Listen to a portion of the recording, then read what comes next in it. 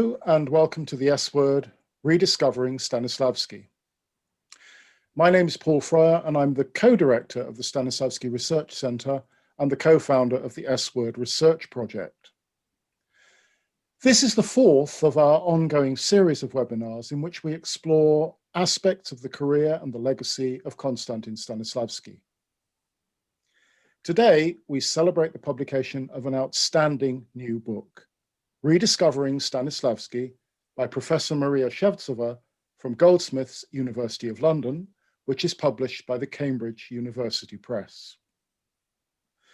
The British theatre director Declan Donnellan has described the book as astonishing, a breathtaking account. And Professor Alexander Chepurov has said that the book is superbly written, full of discoveries, insights, and genuine inspiration. So I'm absolutely delighted that we're able to welcome Professor Shevtsova here to talk about her book. She's joined by Dr. Rose Wyman from the University of Birmingham and Professor David Chambers from Yale University. I would like first to thank Rose Wyman for organising the webinar and for chairing the event, and to thank our colleagues at the University of Birmingham for technically hosting the event. And of course, thank you all for joining us. At the end of the webinar, as usual, we will leave some time for questions and answers. If you have a question that you would like to put to any or indeed all members of our panel, would you please click on the chat button, and you'll find that in the center bottom of your Zoom screen. When you click on this, it brings up a dialog box at the side of the screen. You can click on it now if you want to and try it out. Don't worry, it won't affect the program in any way. And when you look at that box, if you look at the bottom, you will see an area where you can type in your question. Now, when you've typed your question, please don't forget to hit the Enter key, otherwise we won't get it. During the webinar, I will be collating questions and we'll try and address as many of them as we possibly can at the end of the event. So now I'm going to hand over to Rose Wyman, who is going to chair our webinar on rediscovering Stanislavsky. Thank you, Paul. So I would like to begin by saying with what pleasure it falls to me to introduce Professor Maria Shevtsova and her work. Maria is known internationally for her work on Russian theatre and contemporary European theatre directors and companies. And we're here, as you all know, to talk about rediscovering Stanislavsky and its very wide-reaching implications. She's also the author of Robert Wilson, the Cambridge Introduction to Theatre Directing, Directors Directing Conversations on Theatre, The Sociology of Theatre and Performance, 50 Key Theatre Directors, Dodin and the Mali Drama Theatre, many chapters and articles, and her books and many of these articles and chapters have been translated into 15 languages. Maria, as many of you will know, is the editor of New Theatre Quarterly, on which she does absolutely sterling work in getting the journal to the prestigious position it has internationally. She's also on the editorial team of Stanislavsky Studies, Critical Stages, and on the board of Stanislavsky Research Centre. Her contribution to international scholarship is known through her conferences, presentations at acting schools and conservatoires, and Maria presents in several languages. I'm hoping we're going to be sticking to English this evening.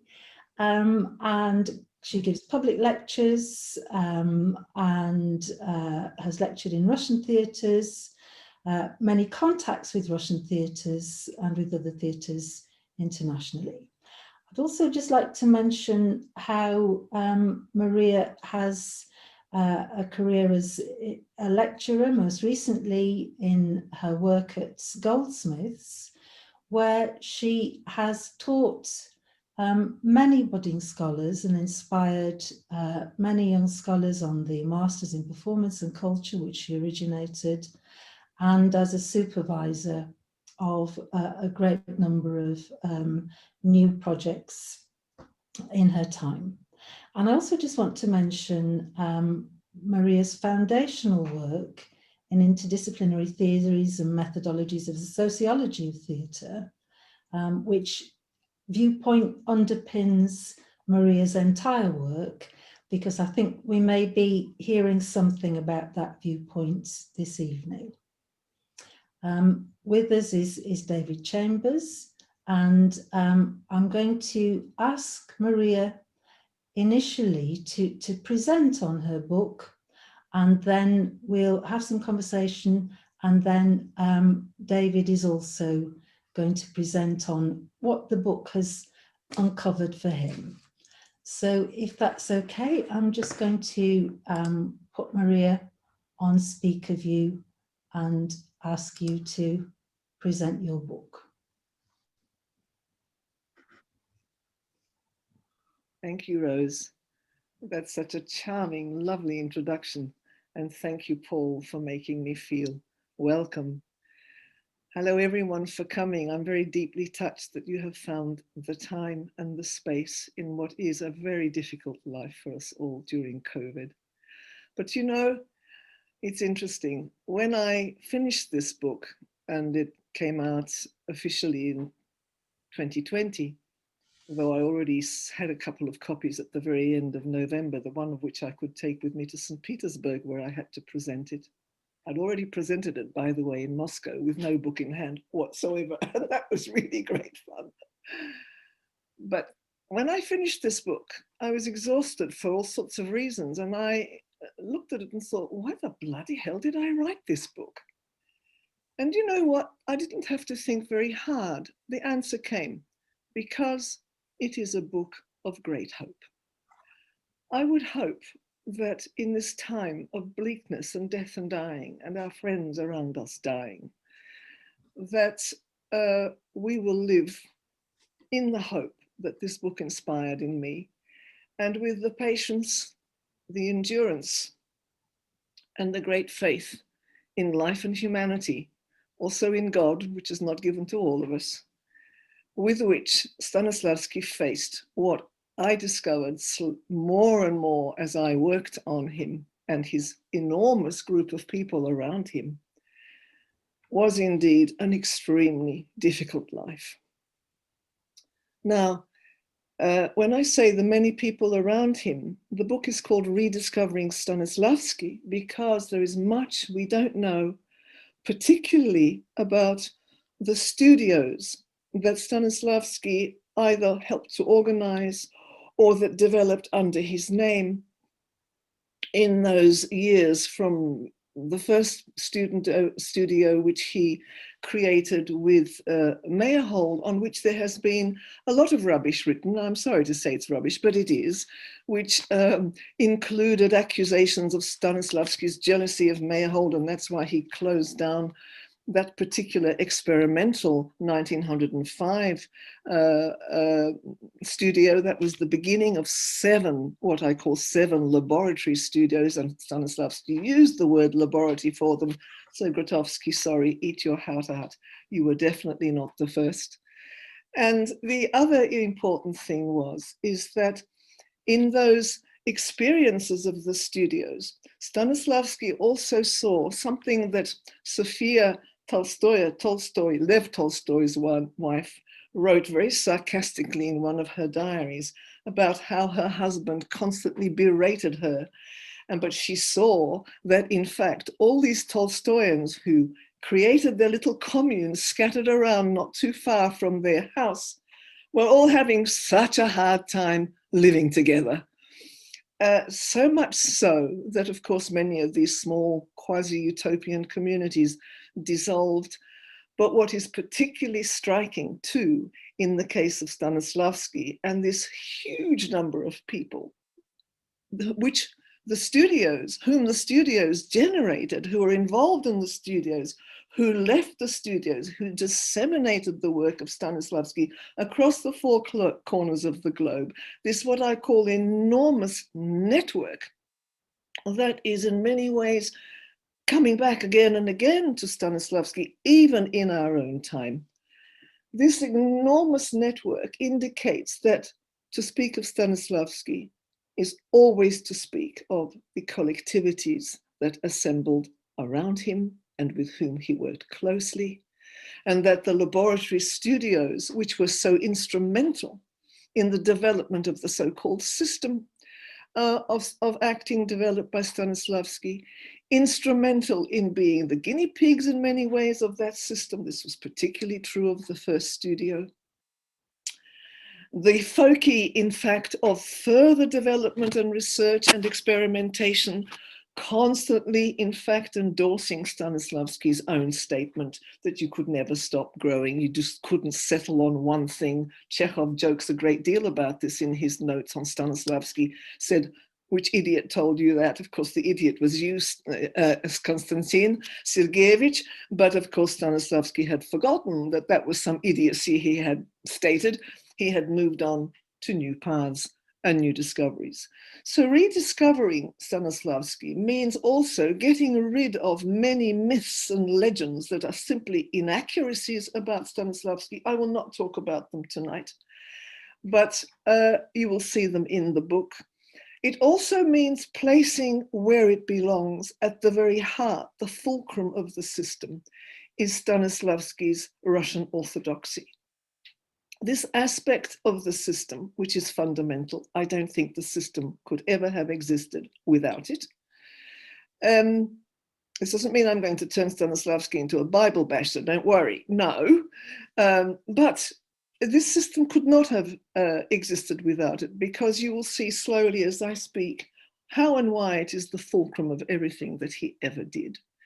And that this Russian Orthodoxy, this religious dimension, is part and parcel of a worldview that it itself encompasses. And within that worldview are other aspects of Stanislavsky that have hitherto been too much ignored.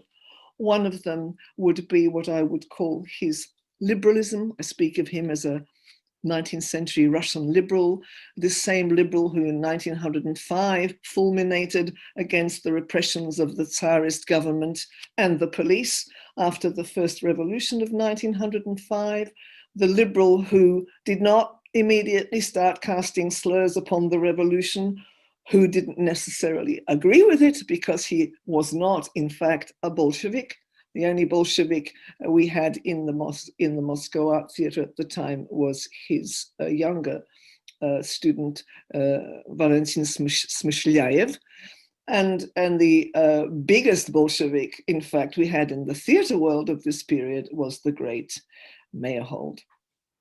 So we need to keep this in mind as well. Stanislavsky very carefully situates himself not only within the whole theatre landscape, which I discuss in great detail in chapter 2, because one of the things we don't ever do, I've never seen it in any book, the Russians don't do it either, alas, is to see how Stanislavsky situates himself and the art theatre in that context. So we need to see it in context. Then all these other difficulties start falling more clearly into place. Now, that's been a too long introduction. I had no intention of going there, but I need to work spontaneously, and I'm working spontaneously.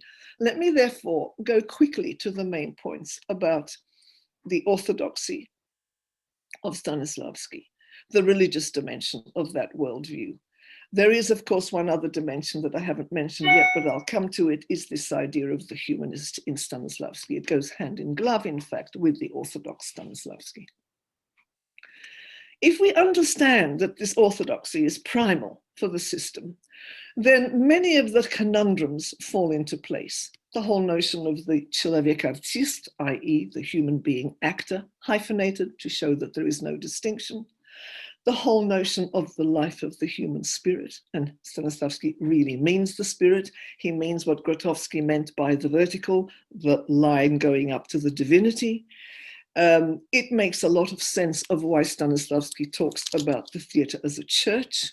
It makes a great deal of sense of why he talks about the sacred task of art.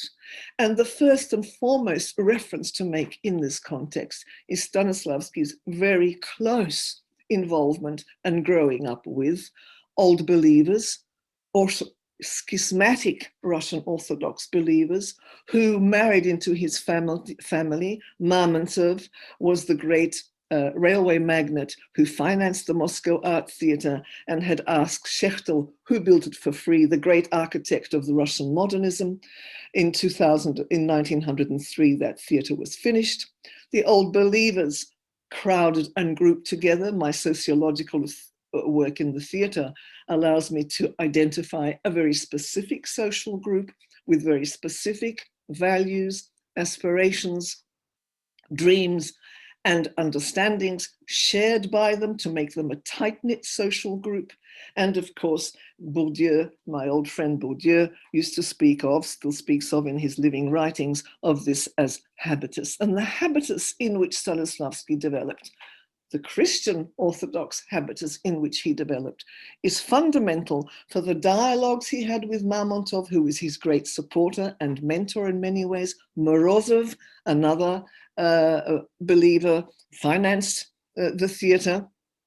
As I said before, Tretyakov, the great art gallery owner who left his entire collection and still exists today as the Tretyakov Gallery, was also an old believer. In other words, Stanislavsky grew up, so to speak, breathing a particular form of Russian Orthodoxy, along with the more standard form to which he ascribed within his own family, which was a non-old believer family in the mores of daily life, church-going, following, observing all the rites and rituals, and so on. Now, why is this important? It's important because within that nexus, we have a vocabulary and a concept of what the actor can be and should do, derived from religion of this kind. The words love, the idea of beauty, the idea that beauty has healing power, the idea that beauty and love help people to become better, the moral imperative of betterment, the notion of human enlightenment, more than just being knowledgeable, but enlightened in your behavior with others.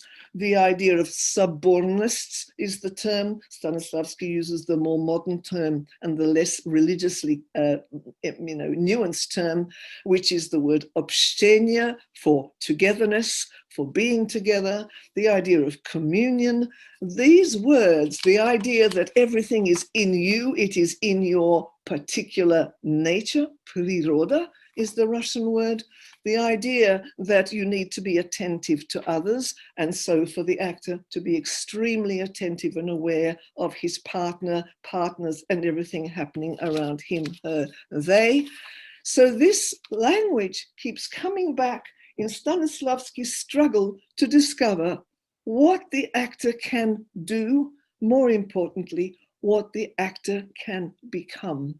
So in some ways, I'm arguing that the system, you'll see it put in different words in my book, that the system is really about the process of becoming. And the development of the human actor, the actor who is the human being, is more, I say somewhere in my book, more than a trained up player, but actually an extremely developed, open human being. I was going to say a human being of great faith, and the faith has to come in the faith in oneself and the faith in one's work. In the book, I glose to great extent the concept of work for Stanislavsky and its derivatives, also in terms of old believer idea of working for the group and for society, working also for oneself. It's linked in many ways to yet another schismatic who is Tolstoy, who in many ways whom Stanislavsky saw really as the model for art, although I show you also in my book that Stanislavsky is by no means anywhere near as radical or as unforgiving, by the way, and pig-headed, by the way, as was the great Tolstoy.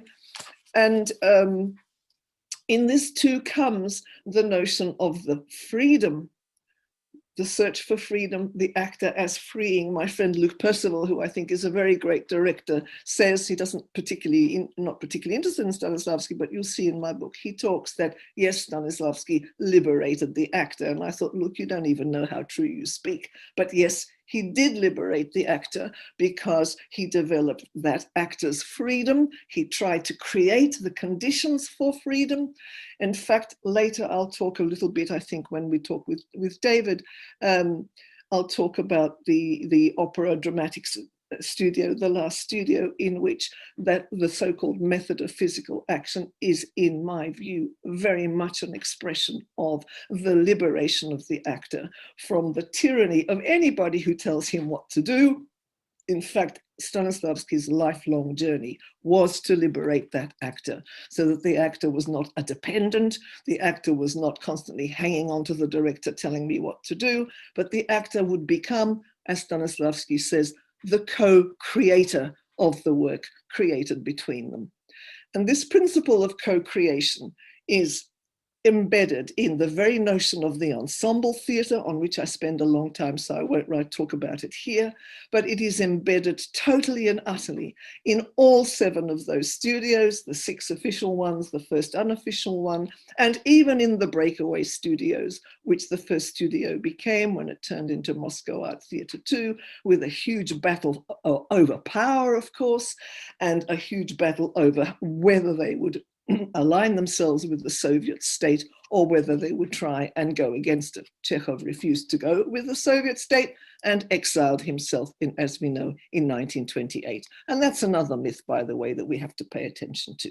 There was a great power struggle in which Chekhov clearly wasn't going to win. And despite Stanislavski's support and the great support of the Minister of Culture, Lunacharsky, who agreed with Stanislavski that Chekhov was a genius, they were not able to keep him. There was nothing to offer him to offset the loss of the leadership of what was once the first studio.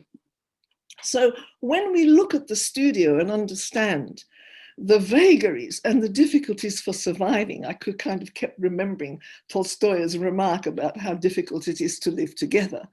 You know, the first studio fundamentally didn't last terribly, terribly long. And it wasn't just because Solozhitsky died in 2016. And as the book explains, Solozhitsky was Stanislavski's assistant, the closest friend he ever had. And he confined to him the daily operations of the studio, much of the teaching in it, although Stanislavski taught far more in it, as I discovered, than we were ever taught to believe. So had much more hands-on influence on it, did a lot of work on movement, brought in Isadora's pupil, Isadora Duncan's pupil, to teach dance, brought in the Japanese dancer, God, nervousness is making me forget her name, but I could say it this morning, you'll find it in the book, to do work on freeform dance. She had also danced with Loie Fuller in Paris, so it goes to show you some idea of what kind of freeform dance was involved in the development of these actors.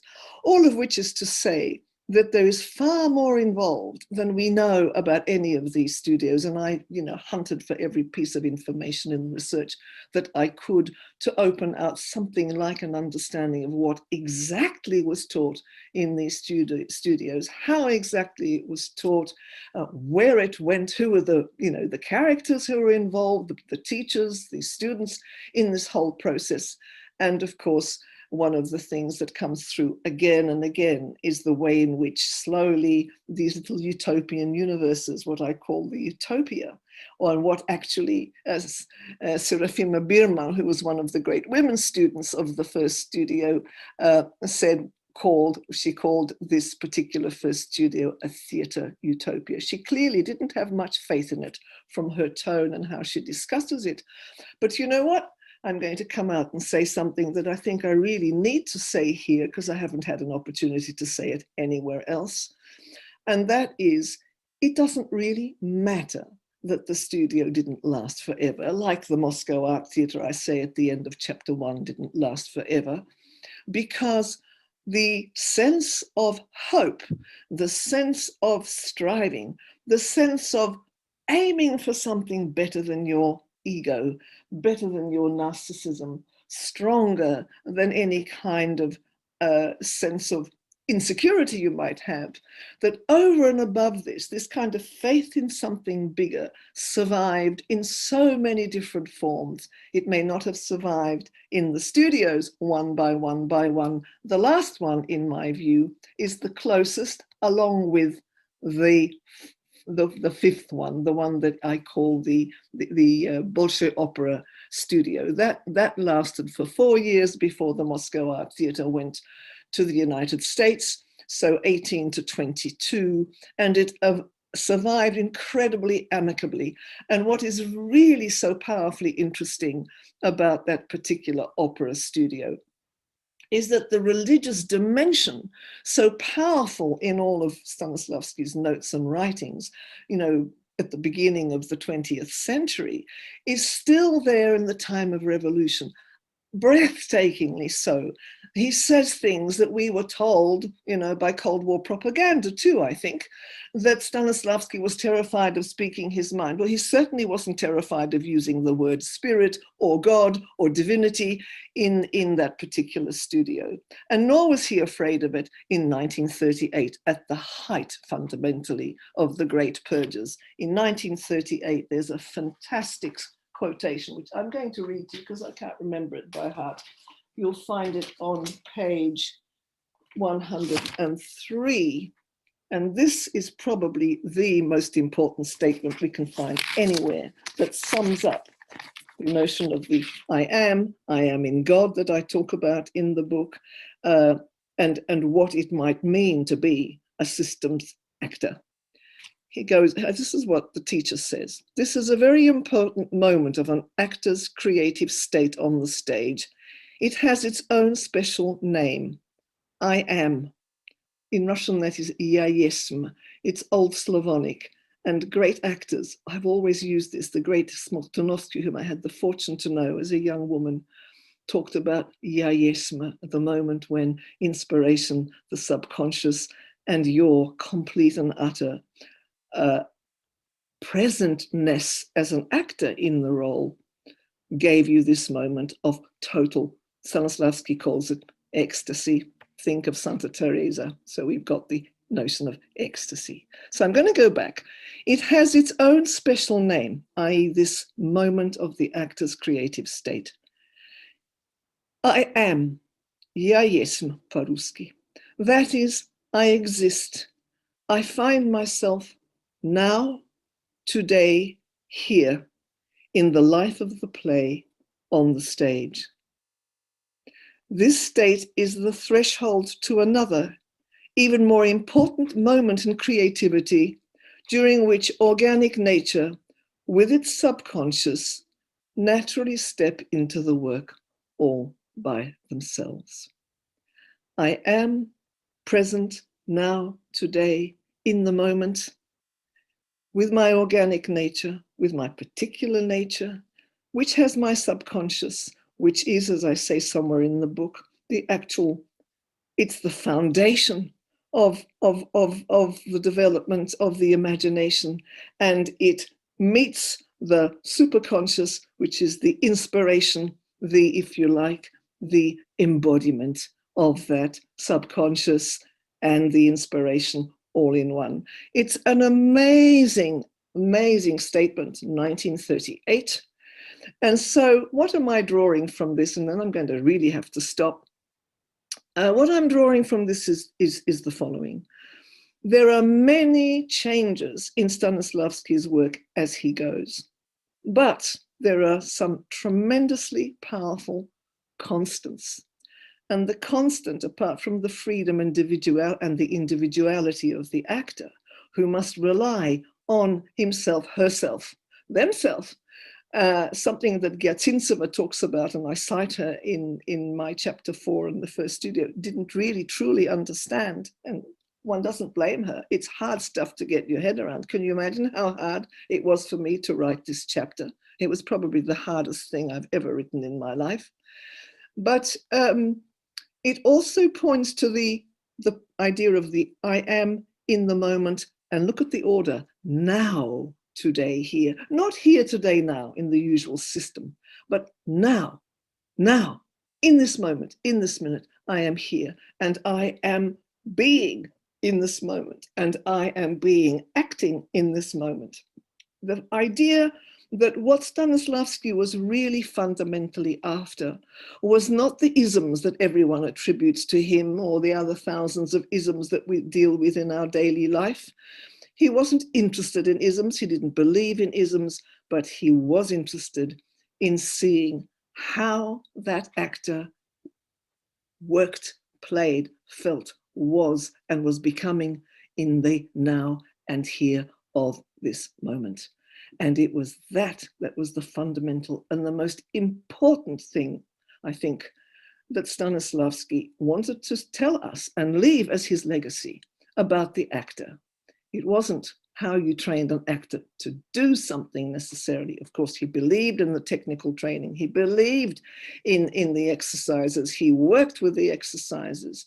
But over and above the exercises had to be this creativity in the moment, in the flesh, in the mind, the soul, the heart, and the spirit, which, as I show also in this book, are one. There is no dualism in Stanislavsky, no Cartesianism. It is a totally integrated, holistic conception of what the actor is and could continue to grow and develop into.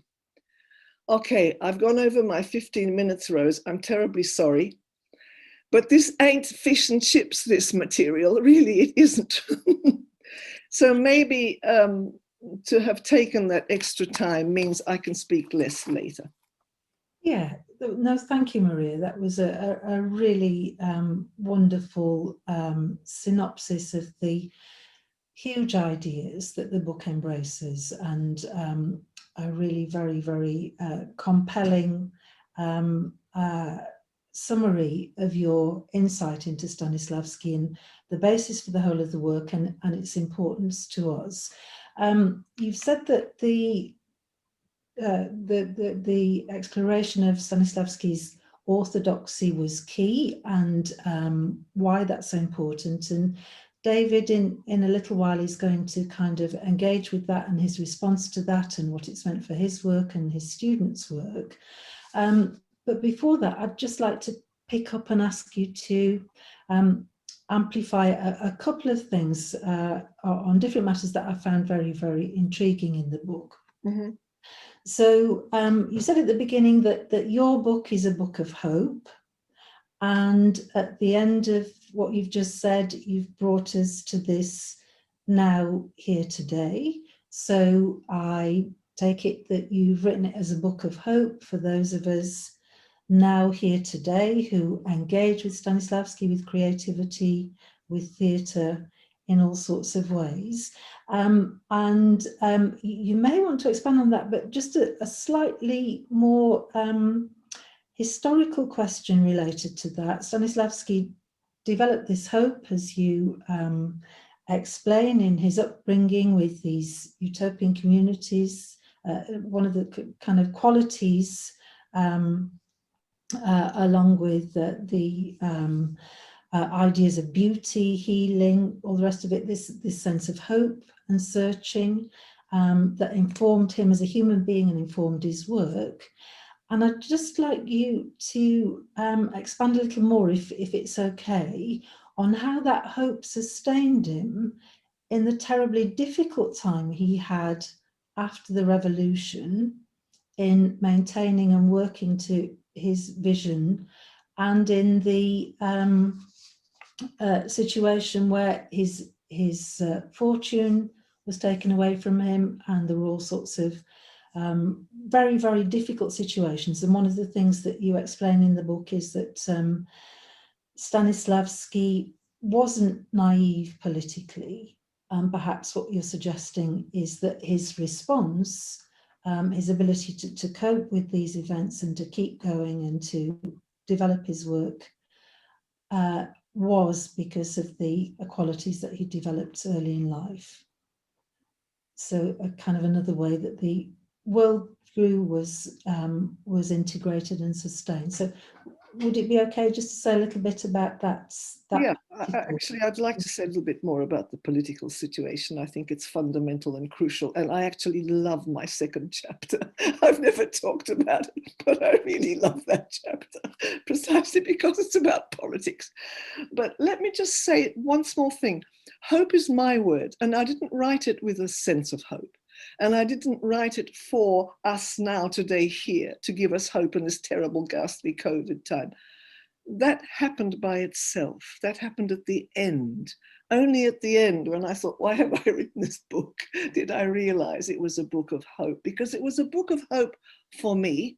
And we fell into COVID, and it began to be a book of hope in my understanding of how we might survive this wretched COVID, because it's a book about love and beauty and togetherness and people caring about each other, because these are the factors, these are the qualities that for Stanislavsky make the difference between, you know, a very great actor, providing that actor has the technical skills, because of Stanislavsky is not naive about this either. He does understand that to be an actor, you have to learn ways of doing things. He does understand that. It's like learning to play the piano. You've got to play the scales. And he was a pianist, let us not forget, and a very musical man, which we all forget, even me.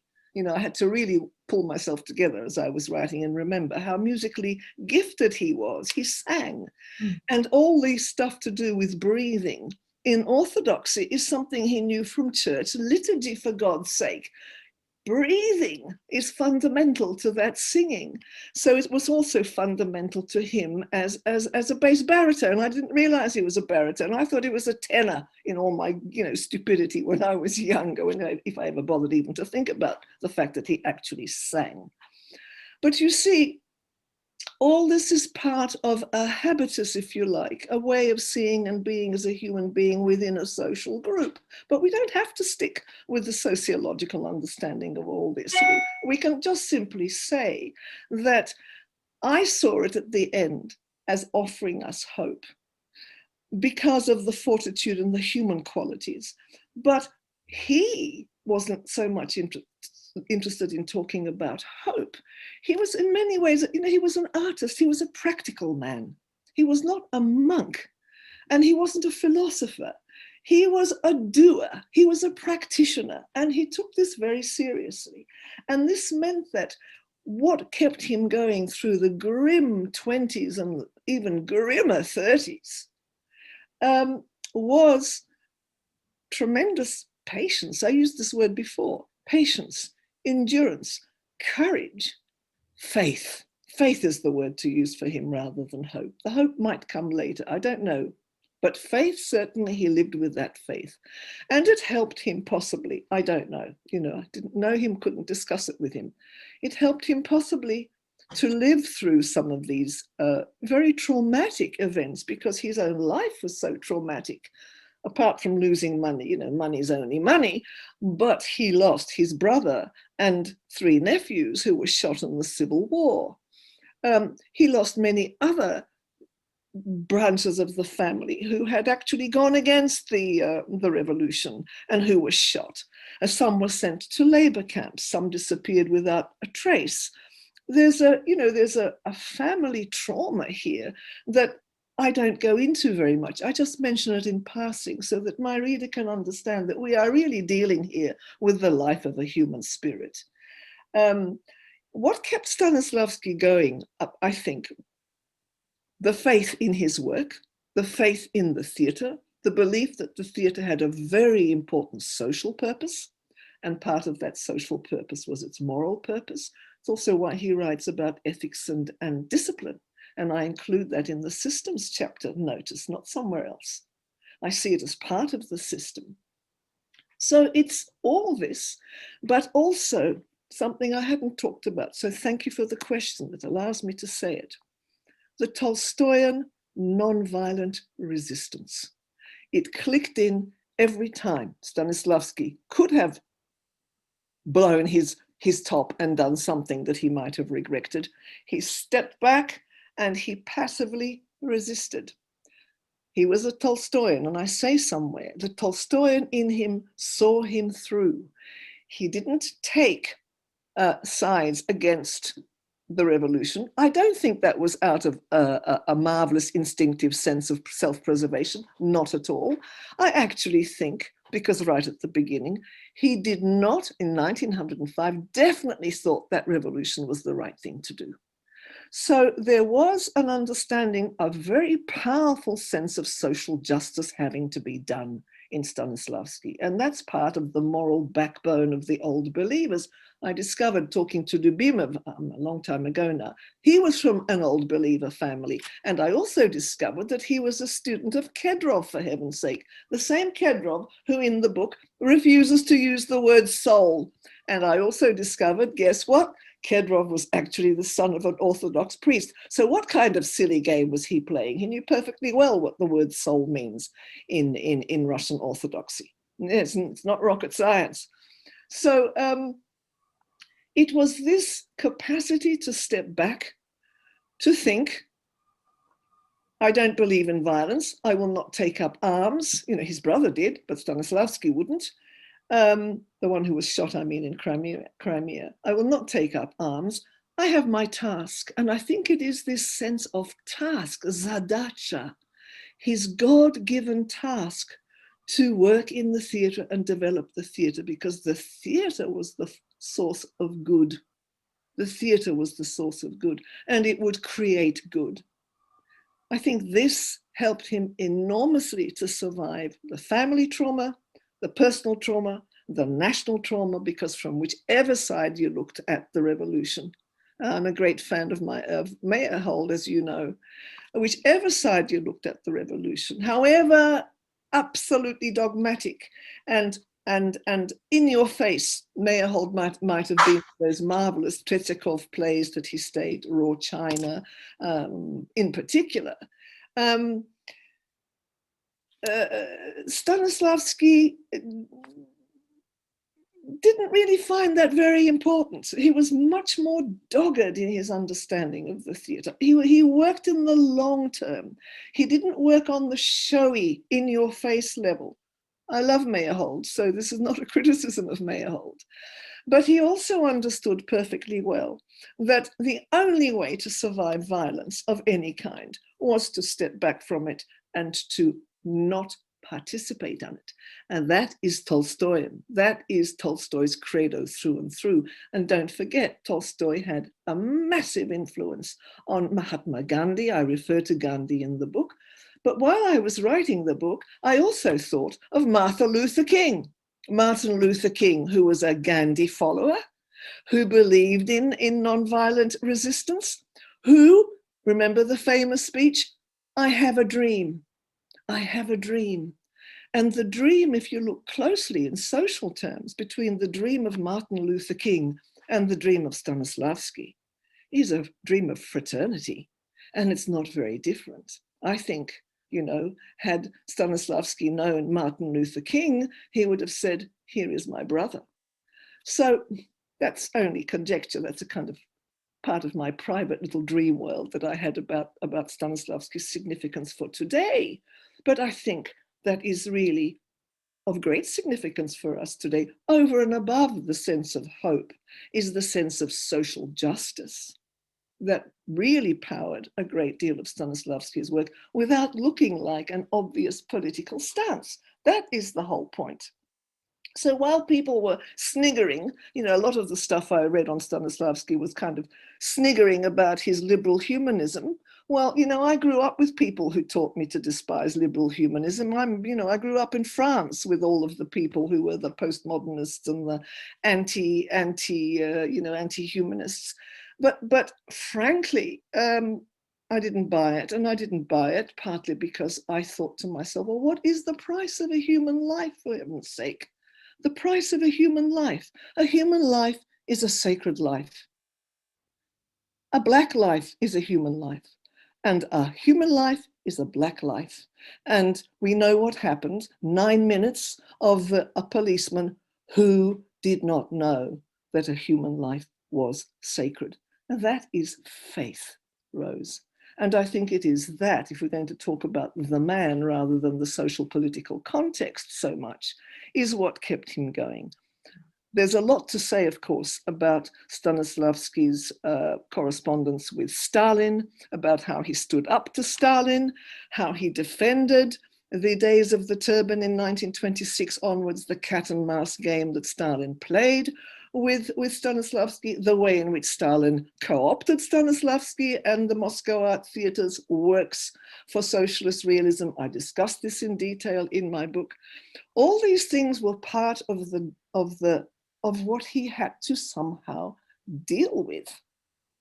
You know, you either dealt with it or what happened to you. You could quietly die in a corner, or, as was the case of many of the great artists and thinkers of the period who were not able to deal with it, they were shot, they were sent to the gulags, they disappeared. I think it's miraculous in many ways that Stanislavsky did not disappear, but I think, you see, it was a matter of the fact that Stanislavsky did not take position in the 20s with all the left wing. We've got to be careful here in the political spectrum. You know, there's the Communist Party, which is on the left, then there is further left, and then there are the the leftists, or what in France in Mai 68 we used to call the gauchistes. And the gauchistes are a different kettle of fish. And of course, the Trotskyists were somewhere on that further left spectrum. And Meyerhold's close collaboration and knowledge of Trotsky is, I think, what signed the death knell. I don't think it was his theater so much as the fact that Trotsky became anathema to the Stalin people in power. So almost every arrest was done in the name of some fabricated charge of Trotskyism. You only need to look at all the history stuff. I looked at some of the documents concerning Bulgakov, concerning Babel, concerning Florensky, a very important, Christian prelate of this period, who ended up being sent. I can't remember now. Did he end up in the Gulag, or did they shoot him? I think they shot him. These were people who were all charged with Trotskyism. It was a political fight to the death by the time of 1932-34, when this whole massacre began. We've seen a precedent of it in a different tone and a different scale in a different country, but that precedent we saw in the Reign of Terror in the French Revolution. We have much to learn from a comparison between these two revolutions, a great deal to learn. Thank you, Maria. That's absolutely fascinating. I think now is the moment, though, for us to ask David for his response. Trying to hear this, David. Go on to the main point. Well, I don't want to take up too much time because I suspect that people have many questions for Maria, and this is really for her. But first of all, I want to say that I am delighted and a little bit daunted to be on the same panel with Rose Wyman and Maria Shevtsova, two people whose work I admire enormously and have for the past few years for reasons I'll explain. As Maria was talking, I was reminded of a time during my college years, during the summer. I spent time in a house with young Jesuits who were constantly arguing about things. And I one night asked them at a round table, what is a Jesuit? And they argued back and forth about that. And then finally someone said, we wrestle with the God problem.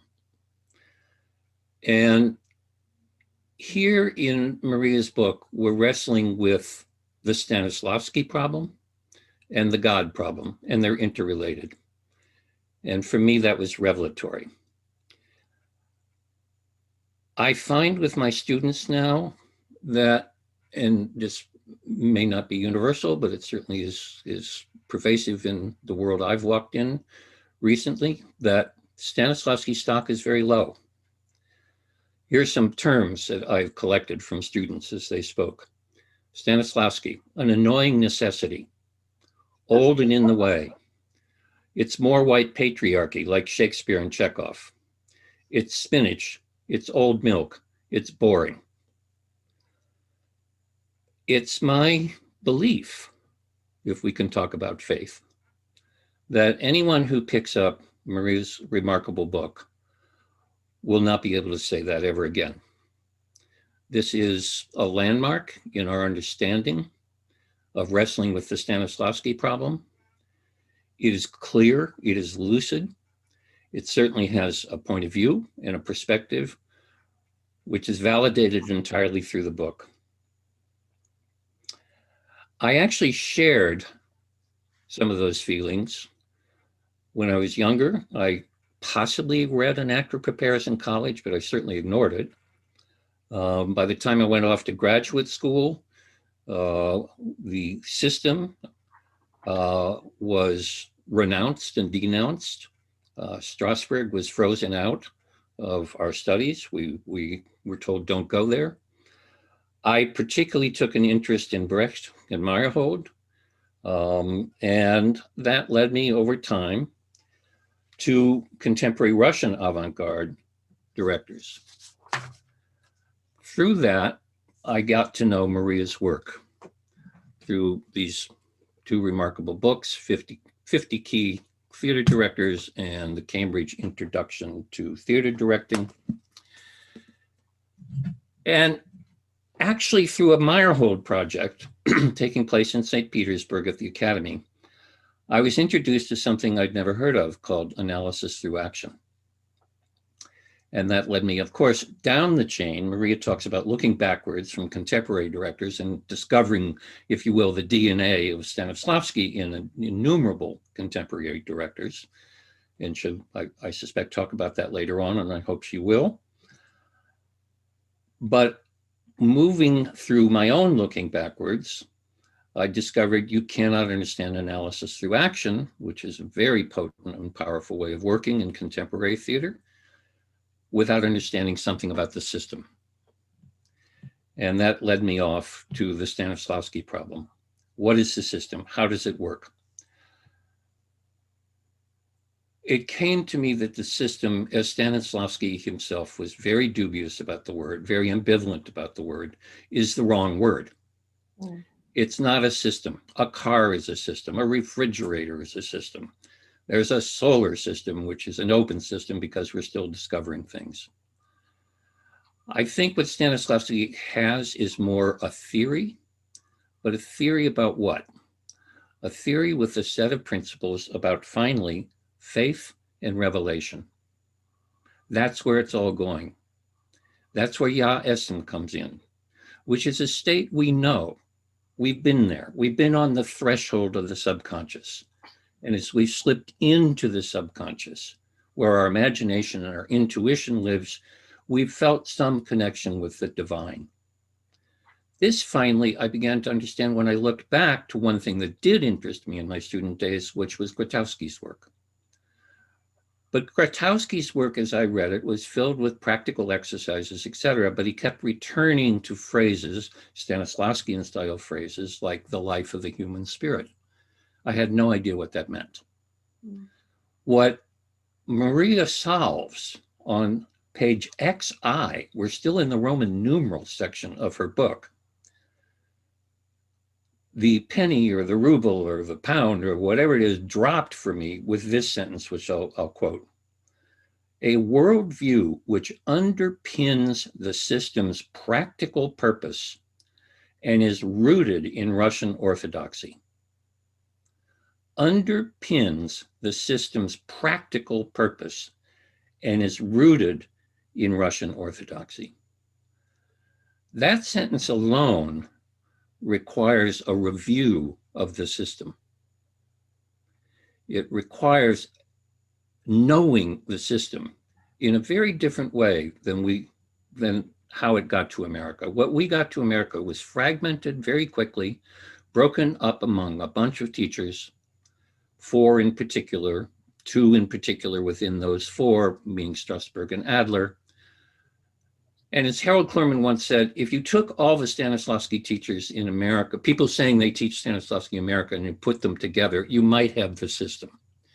But you wouldn't have the system because we were busy taking something that is actually, if you will, faith-based and revelatory and divine, and turning it into psychology. And that is how the system came down to us. That is, I think, why my students are not interested in it. When I introduce them to this idea that there is a sense of a worldview based in Russian Orthodoxy, which underpins the system, the scales don't fall from their eyes, but their eyes open up. This is a different pathway. This is a new way for us to go. In a way which I think does connect with what Maria has talked about today, this sense of faith, a sense of hope, a sense that there is something in here that relates to creativity, the human soul, the human body, the subconscious, intuition, and the divine. And that is, after all, at the root of theater. Theater is initially a religious ceremony. It is where the public gathers. It's a public square, not unlike a church, not unlike a congregation. And seeing the theater, as Stanislavsky did, as a quote unquote holy task, suddenly all those troubling, vexing words, not found in Benedetti, but found in Hapgood, soul, spirit, communion, begin to make sense. They begin to have meaning. They aren't cliches that cover some vague intuition. They are about something. And that affects, for instance, communion, translated from Benedetti as communication. No, communion. Communion is the deep interchange of heart and soul between two people. That's what must be going on between actors and characters on stage. It's intimate, it's personal. It has, if you will, a kind of holy orb around it. And facing another actor on stage, not trying to defeat them psychologically, but trying to enter into a communion, both as two artists working together, but as two characters may indeed have a conflict that they need to express to each other, that becomes a different game on stage. It is not a conquest, it's a communion. The idea of theater as a holy task, as something that we must do to keep life alive, to keep spirit alive, to keep our souls alive. This passes into social purposes. It passes into ensembles. It passes into utopian communities, all of which Maria talks about. The other thing that I have found extremely exciting about Maria's book is this. There are marvelous works, including by Rose Wyman, Sharon Carnegie, other people, who have written extensively since the 1980s and 90s about Stanislavsky. And they're absolutely all worth reading, which I have. But for me, this idea of the system, troubling as that idea itself is, being rooted in a faith, was the thread that I needed to pull. It's the missing link. It suddenly gathers an enormous body of thought, an enormous, often shifting body of thought, an enormous body of thought that had to survive through horrifying times, and did somehow, including people like Kedrov doing their best to destroy it. Thank God for Maria Knebel, who someone once said single-handedly saved the Russian theater because she understood the underlying sensibility. She understood, without ever speaking it, it would not have been part of her vocabulary. She understood the holy task. She understood how theater could inject life to a group of people, sharing in life on stage. But surrounding all of this is one of the 20th century's, the 20th century most troubled terrifying times in terms of life, in terms of being able to live a life, in terms of creative expression. And Stanislavsky somehow held on to all of this and held on to his mission, his purpose, his holy task, which comes to life in the opera dramatic studio. Lev Dodin has said this is the most under-researched area of Stanislavsky's life and work, and it is under-researched. There's one superb account by Novitsky, which is very autobiographical and anecdotal, and then ends with the second half filled with exercises, basically exercises about components of the system. There's very little else except what Maria Knebel took out of it. And that thin filament of this brave and talented woman has now come down the line to the directors that Maria typically studies, to the Lev Dodins, to the Dima Krimovs, to the Yuri Batusovs, to the Anatoly Vasilyevs, and others.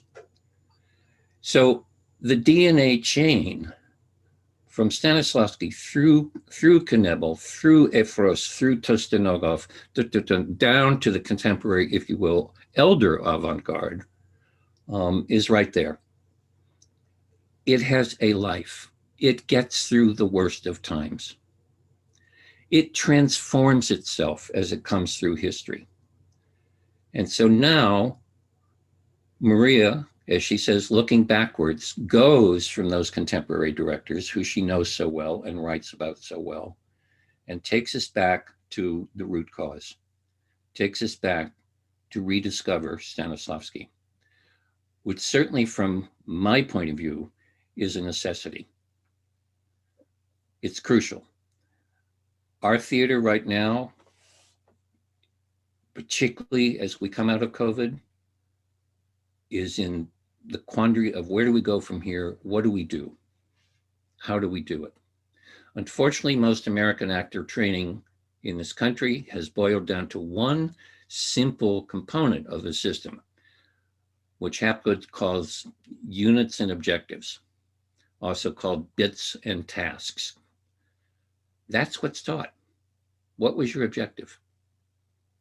What was your action? How well did you do it? Over and over and over. That's 3 years of acting training, along with voice and speech. We have to open this way, way far from there and look at this extraordinary realm of thought and feeling and faith that this book captures so brilliantly. Thank you, David. I find that very moving because it corresponds entirely with many of the emotions I had when I worked on this very difficult book. You can imagine how difficult it was to work on this. And I had material for 2 more books on this subject, by the way, so I had to synthesize the maximum in the minimum, quite a task in itself. May I say, first of all, the bits and units and zadacha, the tasks.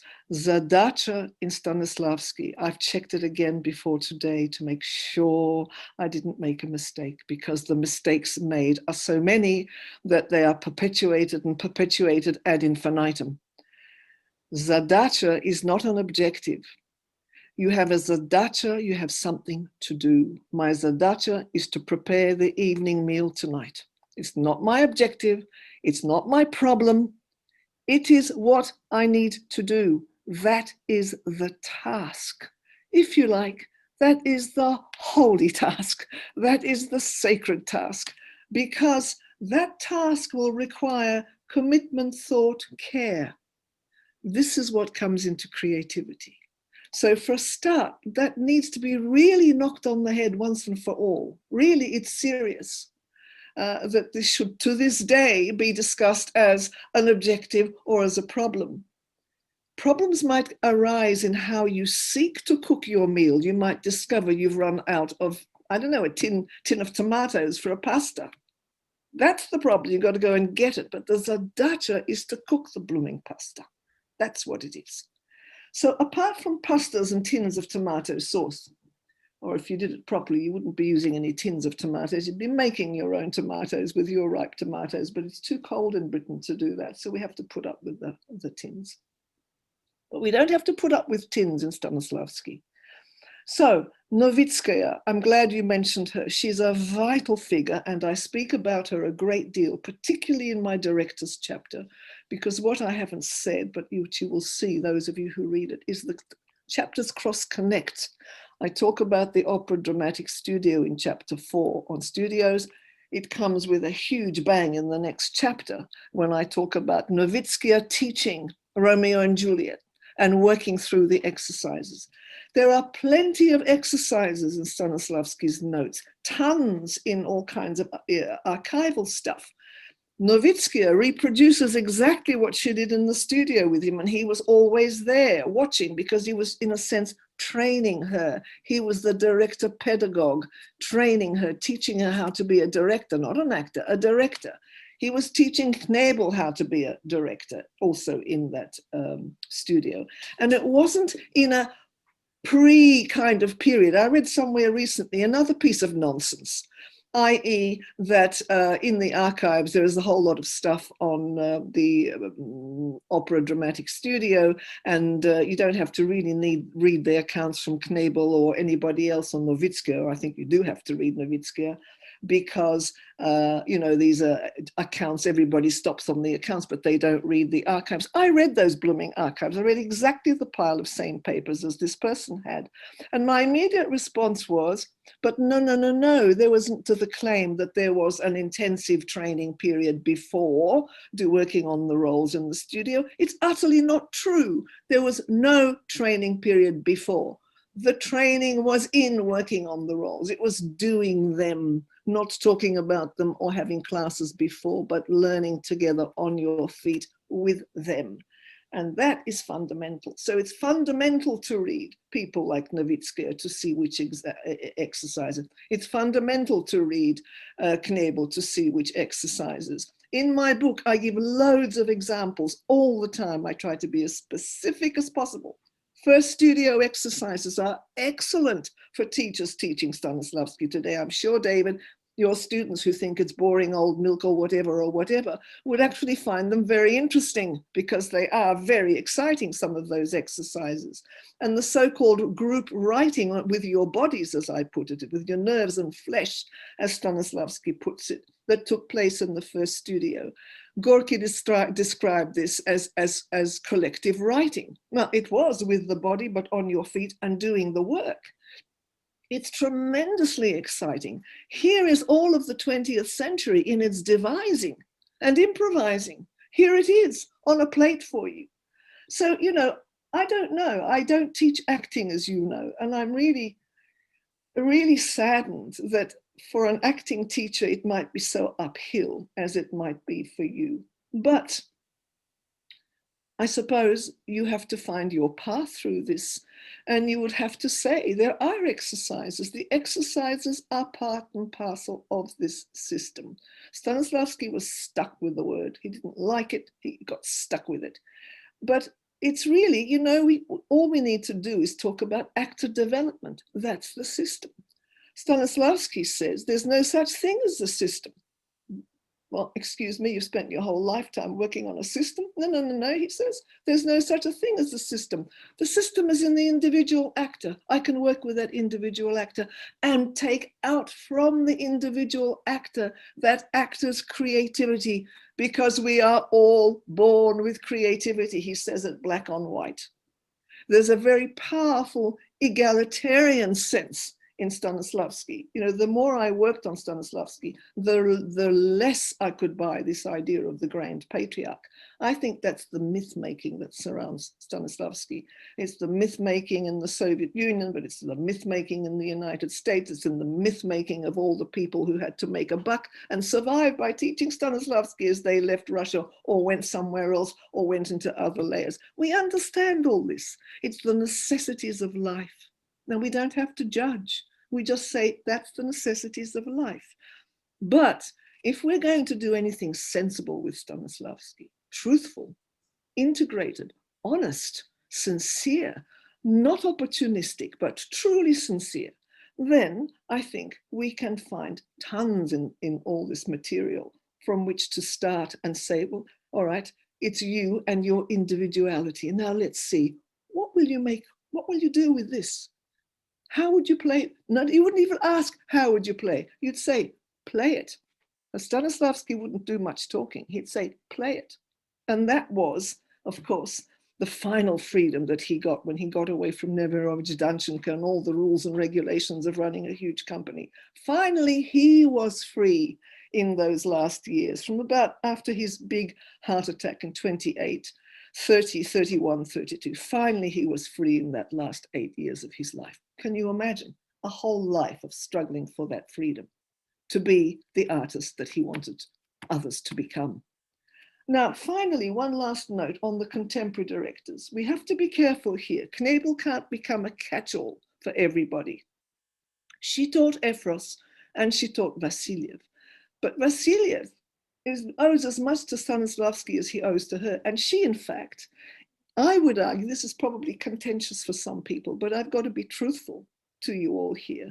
I would argue that Knebel is a very faithful, very clear, fine builder on what she learned from Stanislavsky. She is, in my view, I think I say this in the book, and if I don't, I should have. She is the counterpart in the 30s of Sulezhitsky in the 1910s. That counterpart, and it's a very important thing for us to notice. We know nothing much about Sulezhitsky. Thank God my book devoted 20 pages to him, so now students can read about this person and what he did in the first studio, supported and encouraged by Stanislavsky. They can read about how Stanislavsky came late into the night after he'd spent the whole night playing a role on the Moscow Art Theatre stage into the studio to teach students about imagining, because he had many exercises on the imagination with them. 2 o'clock in the morning. Union rules wouldn't happen today, but nobody bothered about union rules. They just worked 2 o'clock in the morning and they did it. So we need to be careful there. And with Dodin, we really need to be particularly careful, because Dodin is not out of Knebel at all. And he says this himself. His point of reference is Boris Zon. Zon was his teacher, not Knebel. And everything Dodin does is closer to the Stanislavsky whom Zon knew in 1932, 33, in the years when Zon was traveling down consistently from Leningrad in those days to Moscow to work in the studios and to work in what was then Stanislavsky, still the tail end of the opera studio before it turned into 1935, the opera dramatic studio. So that's another major figure we need to know more about. Zon. I mean, I've read everything Zon has ever written, so I don't know where I can go with it beyond this. But Zon is a very faithful, very, very truthful, and in every way I can see from, doing the research, a very accurate account of what was happening in 30, 31, 32. But we need to remember something else that I possibly didn't stress hard enough, that the method of physical action, or what Knebel called active analysis, Stanislavsky used that term first, by the way. He just didn't use it much. He decided to use the method of physical action. He was a little bit afraid of the word analysis. It was like the system again. It worried him. It was sounded too systematic for his taste. But that method of physical action is part of the system. It's not the tail end of the system. It's an integral part of it. And I show that already in the 20s, Stanislavsky had developed this. It's just simply that he kept developing it in different guises. And in the guise that Zon saw it is not the guise that Knebel saw. It developed further by 1935. But essentially, all of its principles were already defined. And that's why I also chose to discuss in my director's chapter the marvelous production, The Marriage of Figaro, based on de Beaumarchais' text. Because his work with Batalov, and I go into great detail about how he worked, I show it for actors and directors to see right in front of their eyes. He worked in great detail with Batalov, who then became part of a very important theater family in Russia, Soviet Russia.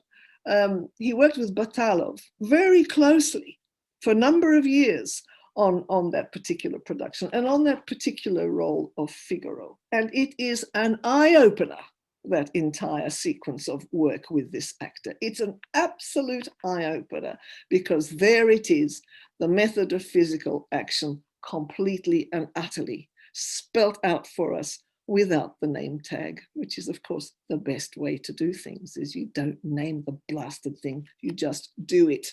If you have to, you name it afterwards, because I write a book and have to name something, and teachers name something. But you know, the name, a rose by any name might smell as sweet, but sometimes the name doesn't really have to be articulated at the beginning. Not at the beginning. Oh dear.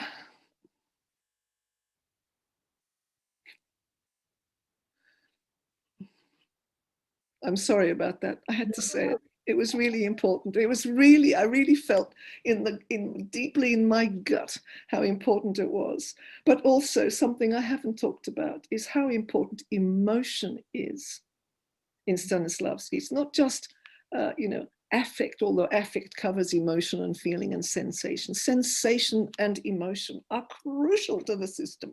The development of sensation, the development of the human heart, that's part of the life of the human spirit. The development of empathy, not identification with the character. Brecht did Stanislavsky, by the way, a great deal of damage, and he was wrong, but that's Brecht. Brecht is Brecht. You know, we all love Brecht, and Brecht's got his great weaknesses.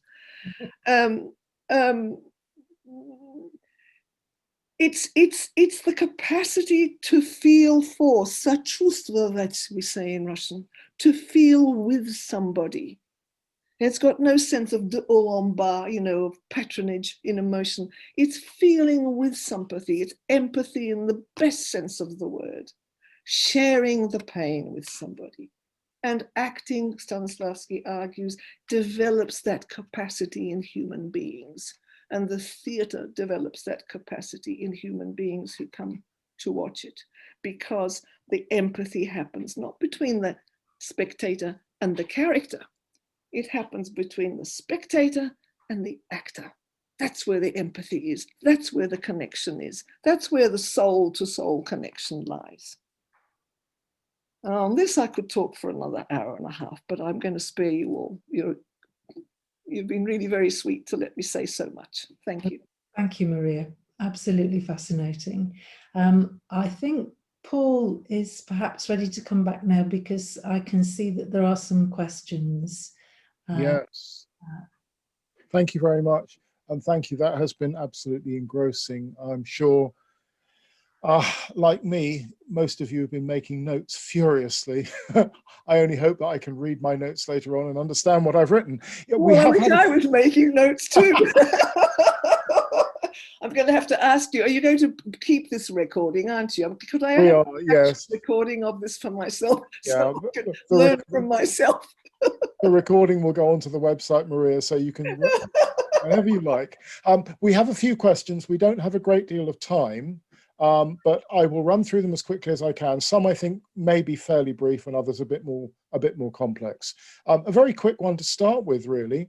Was there a reason why you wrote the book now, and will there be another book?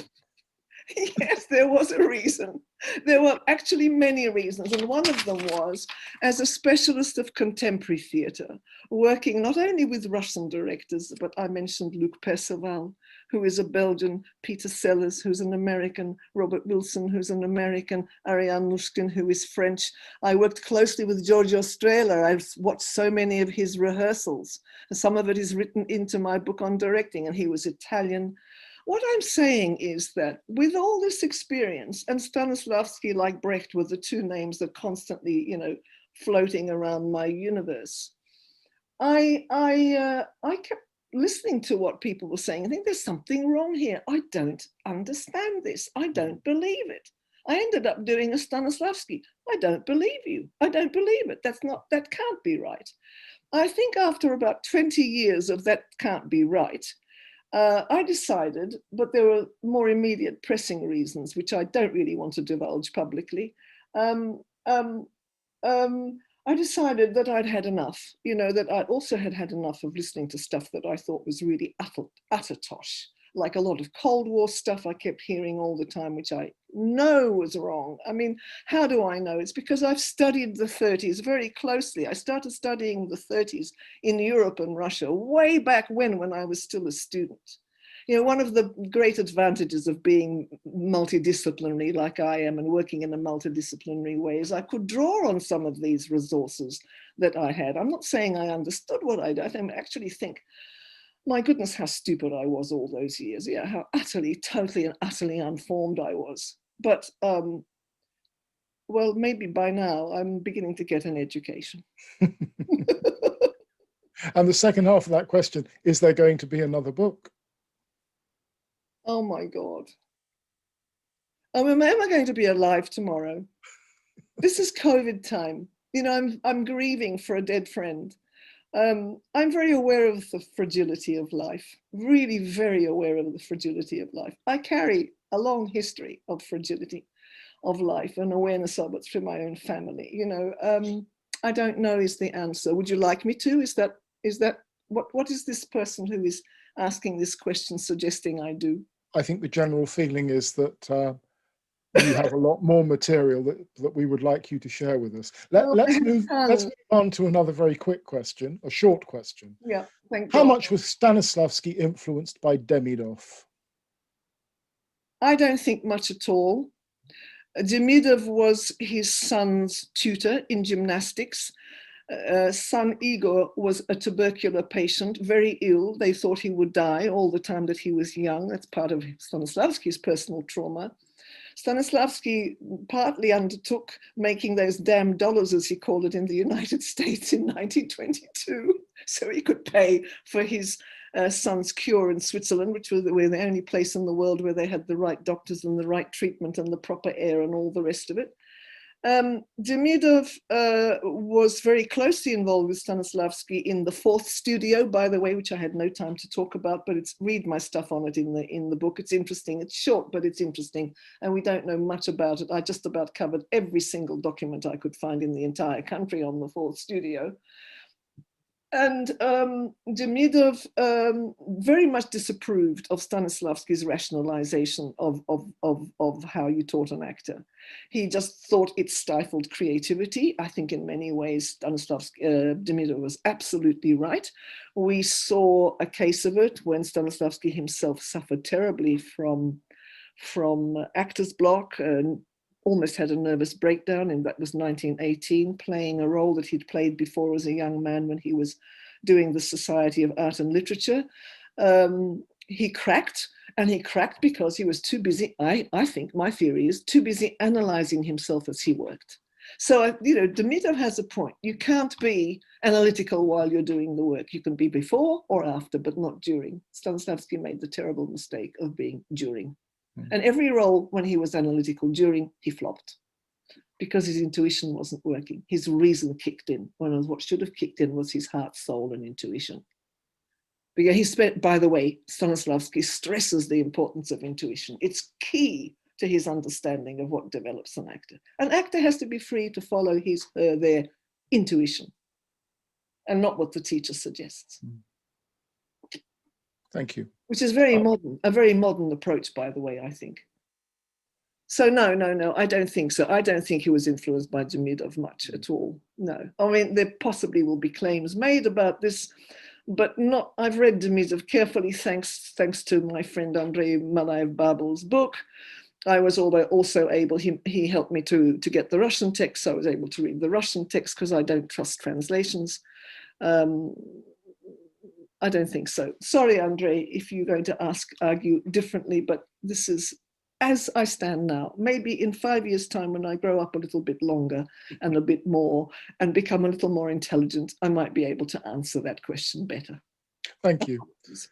Another question. Do you think the devising in the first studio was an early reflection of what Knebel called active analysis in his later work? Sorry, something just came across somebody just emailed me from the group, and That's okay. I didn't hear the first half of the question. Sorry, I'm not going to look at all now. Do you think the devising in the first studio was an early reflection of what Knebel called active analysis in his later work? I don't think it was a reflection, if it was a forerunner. And it's not of what Maria Knebel called active analysis. It was a forerunner of what Stanislavsky called physical action. Right, thank you. I.e. getting away from the yabbering, the endless talking. You know, I remember as a young woman sitting around, because I'm a dancer by training, not an actor. And I remember sitting around listening to directors talking about, telling the, you know, actors what to do and how to do it. And you stand here and you go there. And I thought, oh my God, dancers don't do that. Why the hell are the actors doing this? It really became quite clear to me that movement was essential, that why talk so much? Just do it. Just do it. In fact, Stanislavsky, that's what the etude were all about. It was about the doing. The real question should be to whoever this lovely person is, were the etude the forerunners of the method of physical action? And I would say definitely yes. But I wouldn't put the cart before the horse. Knebel grew out of Stanislavsky, let's remember. She grew out of the method of physical action. Everything she says in her biographies, the details, the examples she gives are Stanislavskian, with then a development of it from her own point of view, because we all must develop from our teachers and not be a clone of our teachers. Stanislavsky wasn't after clones. He was after individualities. Thank you. Maybe time for just one more. Okay. Why has the religious dimension, which is so important in your research here, why has that not been more widely explored and recognized before? It's a wonderful question. I'd like to know who that person was. Am I allowed to know this afterwards? No, I'm not. Oh, I might tell you quietly. Can you tell that person to write to me? Yes. Give me my email. It's a marvelous question. Why was it? It's a long answer. We don't have time for the answer. Part of it is an embarrassment to talk about religion. Part of it is a kind of shyness to talk about one's own religion or one's own faith. You know, I know hundreds of people who are so shy to talk about their faith. You know, they don't want to necessarily. Faith is a very private matter. Stanislavsky didn't go wearing his orthodoxy on his sleeve and bending and just, praying every minute of the day. No, he wasn't, because his religion was in his very soul and being. It was in his daily behavior. It's, you are what you eat. You are what you believe. It is embedded in you. So he didn't have to afficher, we would say in French. He didn't have to advertise his religion. But then comes this shyness towards religion. Then let's be truthful about this. We live in a pretty godless kind of world. Not only are the churches now saying, where are they all going? And they're trying to be happy clappy to bring back the people in. Well, I'm not going to go into happy clappy. Not my style of belief. I wouldn't pray to happy clappy, but I would pray in a Russian Orthodox church when the singing is blowing my mind and soul apart because it's so beautiful. And that beautiful singing is part and parcel of the desire to pray. And by the way, there is no singing like old believer singing. I, go to old believer services and I know that in that moment I am with God, I just know, because you do. It's something it's beyond reason. It's intuitive, it's emotional, it's fanciful. It might be one's imagination, but we are entitled to all those things. And that's what makes us human too. All that makes us human. So the answer is many-fold and complex and difficult. I think in the Soviet Union, it was a secular state. Don't forget, churches weren't all destroyed. Services weren't all cut away. They were hidden away from the eye. They were allowed in moderation, but they weren't encouraged. They weren't encouraged because it was an institution of authority that would go against another institution of authority, which was the state. It's a political issue too, the issue of religion. Always has been through history. Look at the whole history of the popes. and the struggle for power between king and church and queen and church, Elizabethan England and church. It's part of the legacy, the inheritance we have in our kind of collective unconscious about the taboos of religion. And anyway, today you start talking religion. Yeah, I'm sure, I don't know, David, I think you're very brave to tell them that there's an orthodox viewpoint behind all this, because people don't necessarily want to know about God. What is this God business? You'd be surprised at how happily they respond to this idea. Really? Yes. Well, then that means that Because it's a sense of purpose to it. And this is primitive. This is the theater was initially a religious ceremony. It's also to do, being a social thinker, don't forget, I would say it's also got to do with the pressures and stresses of the life we lead. That's our everyday life is hung up on existential questions. Do I live? Why do I live? What is my purpose in life? Yeah. I can't think of a more Hamletian moment than these last year and a half of COVID. Well, I think you're right. And I think we also, at this moment, are distrusting systems. Yeah, we are. The word itself. And that distrust of systems, because we now know systems break down, they're not reliable. Suddenly, when you say, no, there's faith in this, there is some reaching to the divine in this, hope opens up. It does. And David, you know what you have to tell your students on the word system? Stanislavsky denounced it. I know. I tell them regularly. And he came back to and said, there is no such a thing as a system. The system, right there at the end of the book. In inverted commas, no system. It is in ourselves, and it is in our particular nature, our makeup of who we are, i.e. the life of our human spirit individually in particular. Well, it's why you always put parenthetical remarks around it, or call it my so-called system, et cetera, et cetera. It's very ambivalent about the word itself, which he coined in 1909. It's his fault. But no, he didn't. Sorry, I'm going to correct you. There's another mistake. In 1909, he wrote a piece of paper headed "My System," without inverted commas, which is interesting. Without. Yes. Because all along he used it as in Bakhtin's dialogical notion of the quotation of the word. He was attacked entirely by the entire Moscow Art Theatre, with our friend Nemirovich Danchenko leading them to debunk, debase, deride, and ridicule the exercises that they called the system. Mm-hmm. So that's why it was in inverted commas for so long, because he was quoting the criticism of him. In the end, he decided, bugger this. All right, then, the system. Sometimes he puts it in inverted commas. Sometimes he can't even be bothered.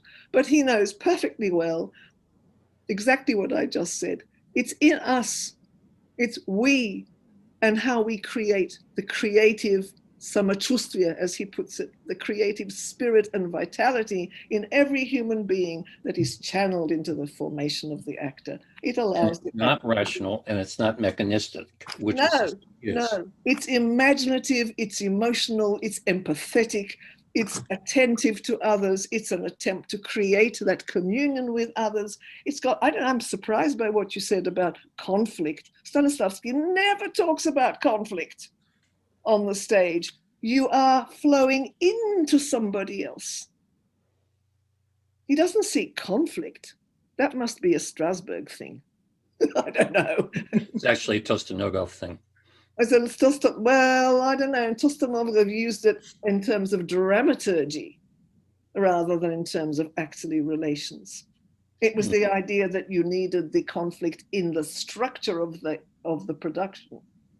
Because the conflict in the structure of the scene as well with Tostanogov. He's very clear.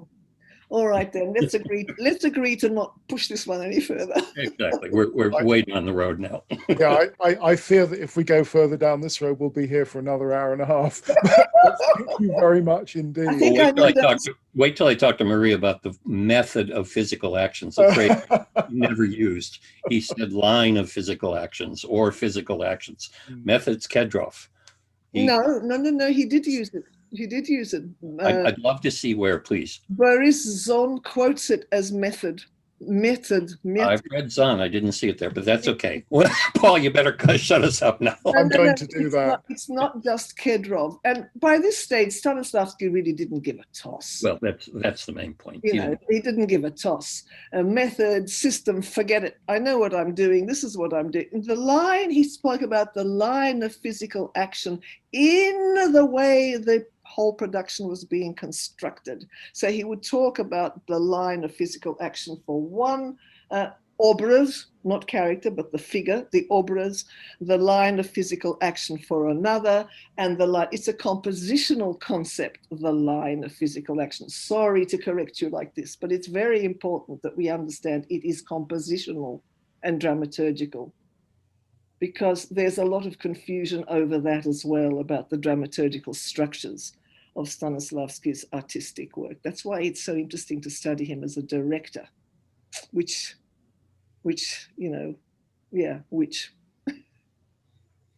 a fantastically interesting area. I really loved writing my director chapter. I would like to have written much more. There was much more to say. But we can't say it all anyway. We can't say it all. We don't blurt out everything we know and think. We just don't. At that point, I think we must stop. We have gone a little over time. Thank you very much indeed. Thank you for the questions. I'm sorry we haven't managed to cover all of them, but each of them would have given us another half an hour of debate, I think, and quite rightly so. I do want to thank our three guests, Maria Shevtsova, Rose Wyman, David Chambers, for giving their time so generously to be with us for this event. And of course, I want to thank all of you for taking part. The next webinar that the S Word presents will be on Wednesday, the 26th of May. And the topic of that webinar is Stanislavsky and intimacy. And we'll be publishing details of that online from tomorrow. I hope that some of you will be able to join us then. And just a very quick reminder, details of all the events run by the S Word and the Stanislavsky Research Center can be found on the Stanislavsky Research Center website. So thank you all very much indeed, and goodbye. Thank you, Paul. Thank you so much. Thank you, Paul. Thank you, everybody, very, very much. Thank you, Rose, for organizing this. You're a star, a superstar. Thank you, David, for coming. Thank you, Paul. Thank you for everything.